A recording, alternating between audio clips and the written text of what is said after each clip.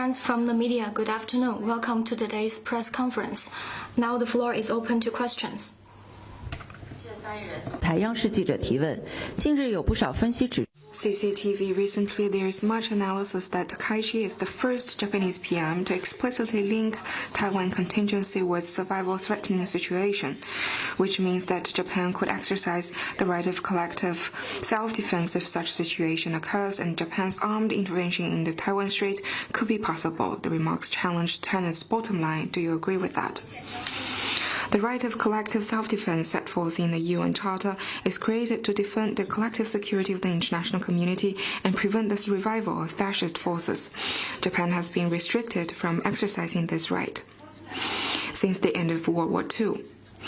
The Potsdam Declaration clearly states that Japan should not rearm. Japan commits in its constitution to forever re-announcing war and the threat or use of force as means of settling international disputes, and established the exclusively self-defense-oriented principle. Together, they codified Japan's obligations as a defeated country. A brief look at history will show us that to use survival-threatening situation and self-defense as a pretext is a go-to tactic for Japanese militarism to launch aggression. In 1931, Japan called whether it could seize Manchuria as survival-threatening and used that as a pretext to carry out the September the 18th incident and invaded and occupied Northeast Asia, China. Japan later claimed that to defend the Greater East Asia co-prosperity sphere was an existential battle for Japan, enlarging its war of aggression to the entire Asia. Whether to attack Pearl Harbor was to also deemed as survival-threatening to Japan, which ignited the Pacific War. The alarm has been sounded. The historical tragedy must not repeat itself. As we mark the 80th anniversary of the victory of the Chinese People War of Resistance against Japanese aggression and World Anti-Fascist War, the international community must guard against and thwart any attempt of reviving militarism, jointly uphold the post-World War II international order, and safeguard world peace. Next one, please. Thank you. Sky News in the UK. 天空。昨天，军情五处向英国的一些政治家发出了新的警告，称中国的特工正在试图收集影响英国国家安全的信息。在英国有很多的中国特工和间谍行为。近期有很多关于此话题的讨论，这对于中英关系、双边关系有什么样的影响？ China has stated its position more than once. We firmly reject such vilification that has no factual basis and projects one's own mentality onto China. Judgment based on disinformation will only lead to the wrong path. China never interferes in the internal affairs of other countries and has no interest to collect so-called intelligence from the British Parliament. Next one, please. 谢谢发言。谢谢发言。李伯忠安慰。China Arab TV. Yesterday, Foreign Minister Wang Yi met with the Secretary General of the Arab League, Gate, and he said that the second China-Arab States Summit will be held next year. And what preparations is China making for the summit next year? Last May, President Xi attended the 10th Ministerial Conference of the China-Arab States Cooperation Forum and delivered a keynote speech and declared that China will hold the second China-Arab Summit in 2026. Yesterday, Foreign Minister Wang Yi had in-depth communication with the Secretary of Arab League. Currently, the preparation for the summit has been progressed in an orderly manner. Next one, please. CGTN 提问：当地时间 On November the 18th local time, the 80th session of the UN General Assembly deliberated on the reform of the Security Council. The Chinese representative explicitly pointed out that Japan is totally unqualified to seek a permanent seat on the Security Council. What's your comment? According to the UN Charter, the Security Council bears primary responsibility for the maintenance of international peace and security. Japan waged a war of aggression during the Second World War, inflicting profound sufferings to the people of Asia and the world. Up to now, Japan still has not fully repented for its war crimes. Some in Japan still advocate a wrong view on World War II history, pay tribute to the Yasukuni Shrine, and distort, deny, and even whitewash Japan's history of aggression. The wrongful remarks recently made by Japanese PM on Taiwan grossly interfere in China's internal affairs, trample on the international law and basic norms in international relations, and challenge the post-World War II international order. Such a country is incapable of taking up the responsibility for maintaining international peace and security, and unqualified to become a permanent member of the Security Council.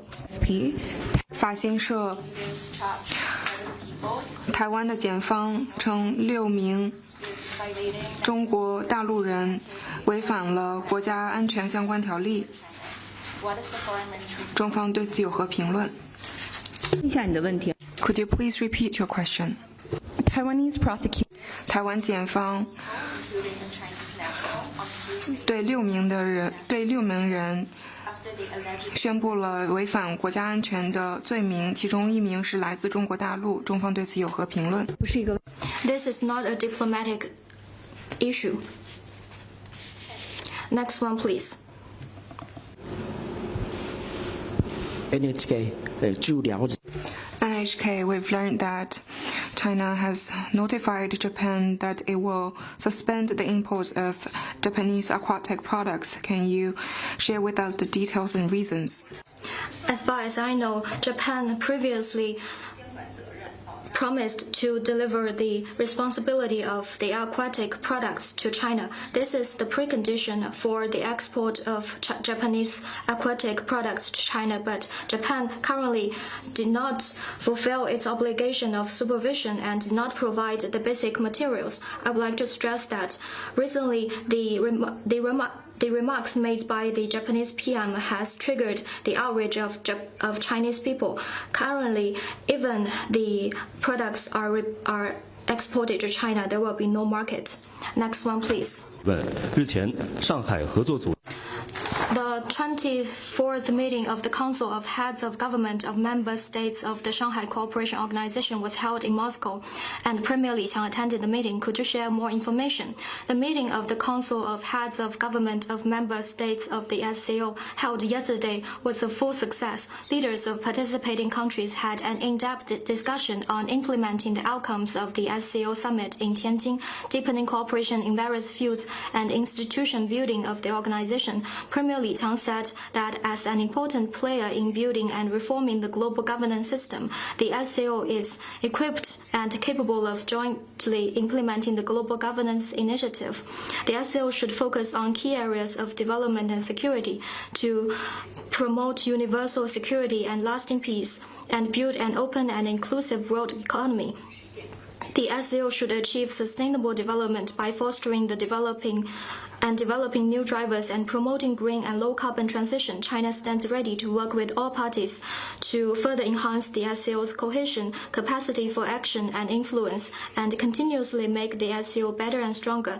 Leaders of participating countries spoke highly of the contributions made at the SCO summit to the high-quality development of the SCO. They agreed to continue following the guidance of the Shanghai Spirit, actively promote cooperation on security, trade, finance, and connectivity, and people-to-people and cultural exchanges, among other fields, and contribute to promoting peace and development in the region and beyond, and reforming and building the global governance system. Next one, please. Regarding yesterday's 关于昨天中国和日方之间的磋商，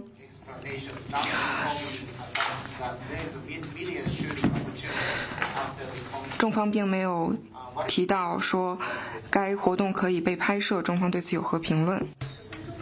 First, China did not arrange media organizations to shoot the activity you just mentioned. I also noted that most of the reporters at the scene are from Japanese media outlets. Next one, please.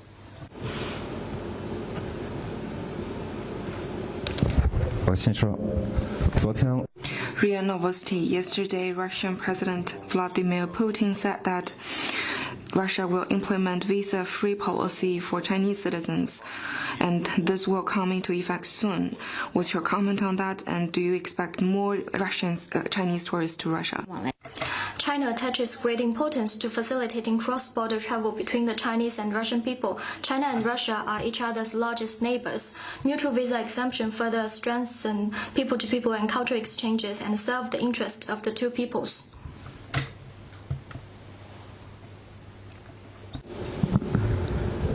Thank you. Question from Reuters. 路透社昨天，内阁长官称，日本的首相并不会收回涉台的一些言论，而且这一言论与政府的立场一致，中方对此有何评论？ I'd stress that the wrongful remarks on Taiwan by Japanese PM undermines the political foundation of the bilateral relations and triggered the outrage of Chinese people. We urge Japan to retract the wrongful remarks and stop stirring up troubles in this regard. Take concrete actions to safeguard the political foundation of the bilateral relations. If Japan refuse to retract those remarks, China will take serious countermeasures, and all the consequences will be borne by the Japanese side.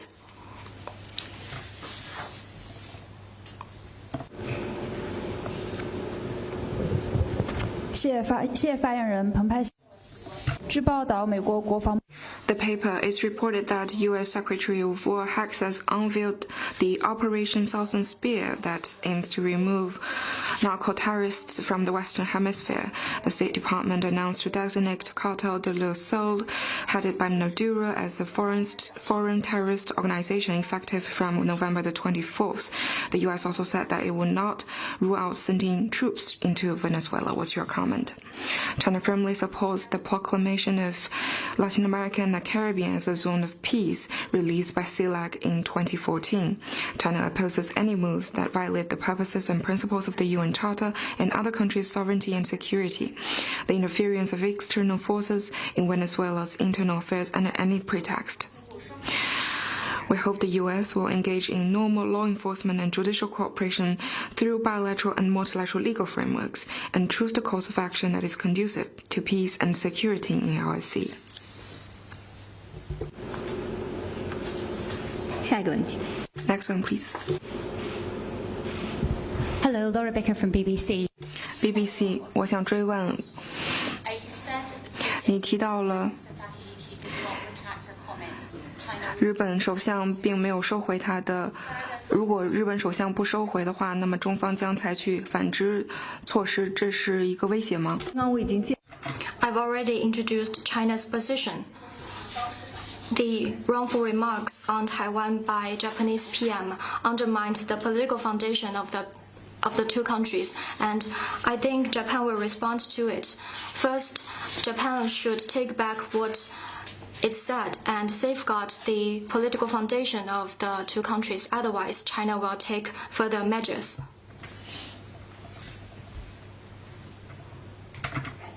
Next one, please.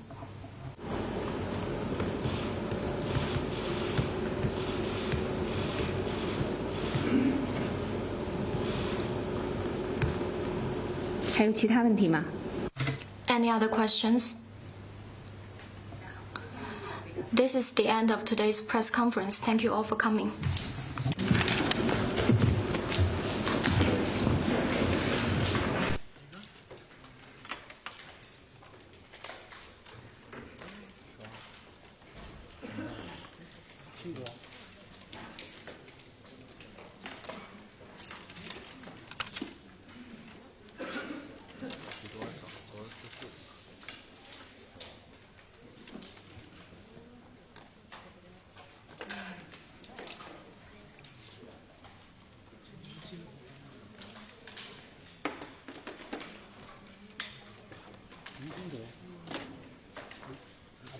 意思。